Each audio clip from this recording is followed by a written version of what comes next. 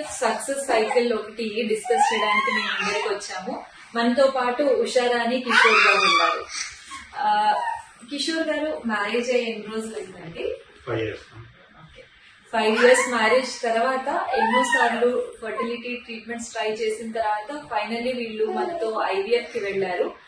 IVF లో కూడా first cycle fail అయ్యింది, బట్ ఫ్రోజన్ ఎంబ్రియోస్ తో సెకండ్ ట్రాన్స్ఫర్ కి వెళ్ళినప్పుడు సెకండ్ ట్రాన్స్ఫర్ సక్సెస్ అయింది. సో ట్విన్స్, 2 పాపలు.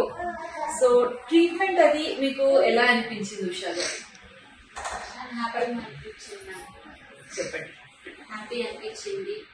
ఎక్కడ ఏది నారాజ్ అవ్వలేదు, ఫుల్ హ్యాపీ. మేడం కూడా ఫ్రెండ్లీగా ట్రీట్ చేశారు, చాలా హ్యాపీగా ఉంది. IVF చేయించుకునేటప్పుడు ఉండే స్ట్రెస్ అది ఎట్లా అనిపించింది మీకు? ఎక్కువ స్ట్రెస్ అనేది ఏం లేదు మ్యామ్, ఫుల్ హ్యాపీగానే చేయించుకున్నాను, హ్యాపీగానే బయటకు వచ్చేసాము. Full happy. ఇప్పుడు పిల్లలకి కూడా 8 months.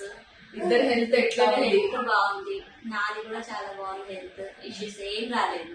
పిల్లల హెల్త్ లో ఏదైనా ప్రాబ్లం వచ్చింది? ఏం రాలేదు మ్యామ్, ఇద్దరు హెల్తీగానే ఉన్నారు.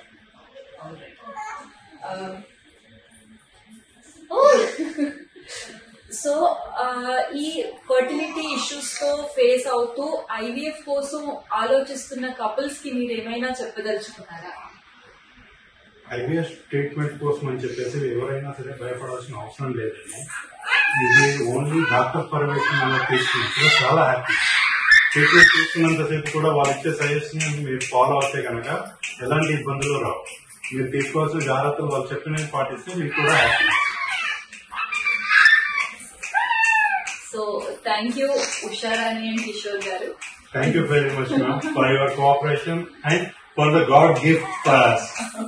థ్యాంక్ యూ సో మచ్ అండి. మేము కూడా ఈక్వల్ గా హ్యాపీ ఉన్నాము, 2 హెల్తీ పిల్లలు మీకు.